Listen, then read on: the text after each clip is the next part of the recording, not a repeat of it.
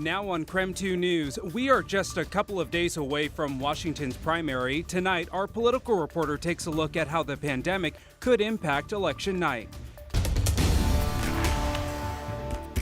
It was near record high temperatures in Spokane today, and this weekend we cool off, but by how much? His whole life was gone in a second.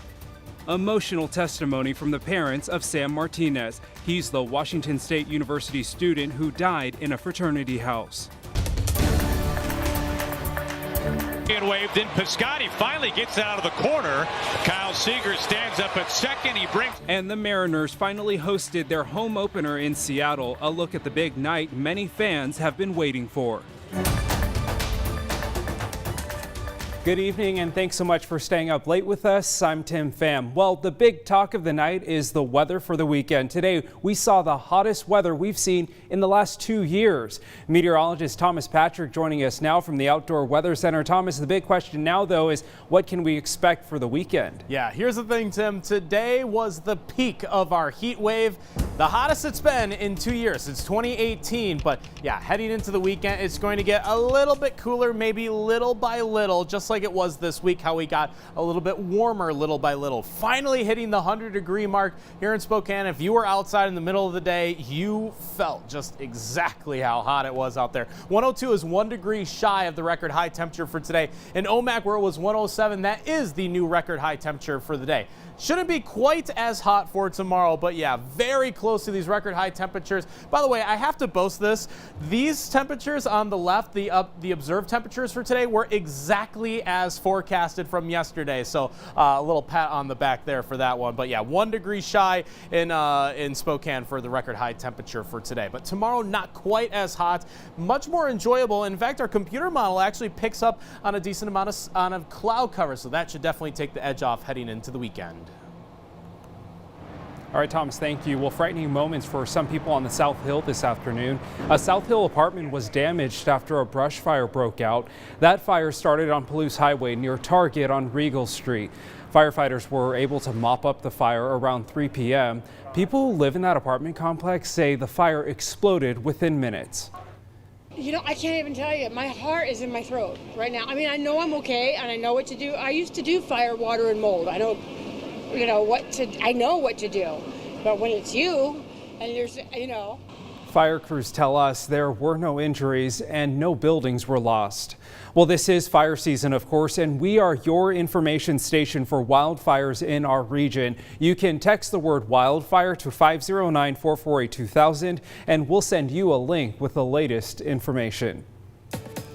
Alarming new numbers coming in. Spokane County saw its highest single-day coronavirus spike with 146 new cases. The Spokane Regional Health District says there's been more than 3,800 cases of the virus in the county.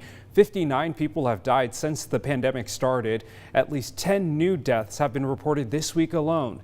Tonight, 42 Spokane County residents are still in the hospital. 237 people have been hospitalized since the start of the pandemic. The pandemic has forced many state elections to vote by mail, but of course here in Washington we've been voting by mail for years. Still, there are some changes this year at the Spokane Election Center, and our political reporter Casey Decker explains. The most obvious change, all the workers counting ballots will now have to wear masks. So too will any voters coming to the office, and sanitation has been stepped up as well. We have hand sanitizer, we have temperature checks. But the most notable change, the layout in the election center. The first big challenge is simply just being able to spread our employees out far enough to practice social distancing. So right now we are a sea of tables and plexiglass. But the space you're seeing now won't be available to ballot counters come election day. Only a handful of voters usually come to the office to vote in person. But they're expecting enough that the small office currently housing those voting stations won't be sufficient. So they'll be moved to the back room, meaning not as many workers can be counting at once. It will slow us down on Tuesday for ballot tabulation. So numbers might be coming in a little slower. So too may the ballots themselves. Underfunding of the post office and new policies from the Trump administration have caused mail service nationwide to slow down. Luckily for Washington voters, any ballot postmarked by Tuesday, August 4th will count, meaning it just needs to reach an open post office by Election Day, not the elections office. They will keep counting ballots for 2 weeks before they certify the election. We have more than enough time for envelopes to get here. Plus, ballots naturally are a priority to USPS. Any absentee or vote by mail envelope is identified with a logo. And this is across the entire United States, not just Washington. So the Postal Service knows that that's a ballot, and the Postal Service makes every effort to move that mail faster than anything else. In Spokane, Casey Decker, KREM 2 News. New guidelines coming from Spokane Public Schools on how classes may look like in the fall. Here at KREM 2, we are committed to bringing you the facts as we navigate all of the changes happening in schools. A major takeaway in Spokane, well, that there's still a lot of uncertainty. SPS released 2 models on how classes could look. One is if buildings can reopen. The other is if classes need to be fully online. If buildings can reopen, grades K through 4 will have in-person classes 5 days a week. And for students in 5th through 12th grade, they will have a blended model of in-person and virtual classes. Now, if schools are fully online, SPS leaders say they will have more structure this fall. Classes will have a certain start and end time, and classes will also be taught in real time with teachers. The district will also be providing a laptop for every student.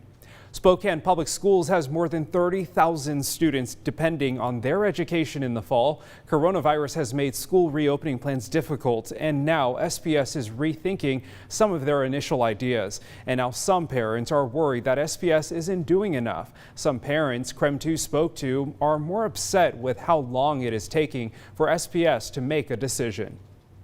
Waiting too long and not making a decision in the time frame that they need to is really what parents are not happy with most. We want a now answer, and waiting longer than we should isn't fair to anyone.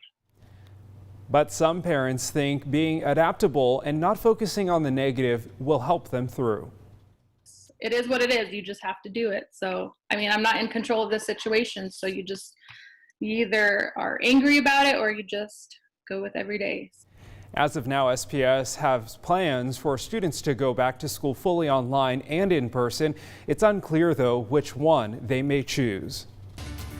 New tonight at 11, 8 months after losing their son, the parents of a Washington State University student are suing the school, a fraternity, and some of its members. Sam Martinez was a freshman last fall when he died from alcohol poisoning at a fraternity house. Our sister station spoke to his parents about what they hope will come from the lawsuit. What would be the one thing about him they would notice immediately and fall in love with right away? That smile of his was just dazzling. He could light up a room. Left foot, powerful, and amazing left-handed too, and baseball. On Friday, Sam Martinez's parents Jolene and Hector filed a wrongful death suit against Washington State University and the Alpha Tau Omega fraternity, for which Sam was pledging to join. And he was just so looking forward to it and ready to move forward with that next chapter of his life. And it's just still stunning to us. Sam died of alcohol poisoning in November during a pledge event. The Whitman County coroner ruled his death an accident. Sam was just absolutely pushed to the brink by this ritual, by this tradition of hazing, and left to die alone in the basement of that fraternity. It's devastating to think about. Jolene wrote an op-ed for the Seattle Times where she noted she sleeps next to her son's ashes every night. She also called for an ending to the hazing traditions. There are many good things about fraternities. However, there is this pervasive culture of hazing that is toxic and that simply can't continue. We can't afford to lose our young people to this. She's also calling for more accountability from the universities and fraternities themselves. They know it, and they're not doing anything about it. That must stop now. They must take responsibility. They have a duty to protect our students and our children. WSU and the Alpha Tau Omega fraternity agreed to a 6-year suspension of recognition following Sam's death that included the fraternity admitting it violated WSU standards of conduct. But Sam's parents say they want to see real change. They're getting 6 years of suspension. Our son would be 26. And that his whole life was gone in a second. We have our daughter, Ariana, and we are carrying on as a family unit of 3 with lots of love and support from many others. But there's a hole left in our lives that can never be filled. Tony Black, KREM 2 News. Let's get right to your other top stories tonight. The jury has decided that the state was negligent in protecting 2 young Washington boys back in 2012. Now, this is a story people nationwide have been following for years. The state has to pay Chuck and Judy Cox, the grandparents of the boys, $98 million. The jury ruled the state was negligent when it was supposed to protect the boys during a supervised visit with their father, Josh Powell. Powell killed his 2 young sons, then himself, when they were in the custody of the state. Powell was considered a person of interest in the disappearance of his wife, Susan Powell, in 2009. Meanwhile, back here in Spokane, 2 suspects involved in an armed robbery yesterday robbed 2 more stores today. The 2 men robbed 2 phone stores today this morning just before noon. Surveillance photos and video of the suspects in all 3 armed robberies match. Authorities are asking for your help identifying the suspects. If you have any information, you're asked to call Crime Check at the number there at the bottom of your screen. Late in the day on July 29th, we were able to discern that there was, in fact, an Asian giant hornet in this trap. An Asian giant hornet was trapped for the first time in Washington state. It was found near Birch Bay earlier this month. It was positively identified as an Asian giant hornet on Wednesday. It will be tested at a lab in D.C., but WSDA believes it's a worker, not a queen. Well, tonight, firefighters and law enforcement communities are mourning the loss of a late Spokane firefighter. How city officials are remembering Ed Foster and the legacy he left behind.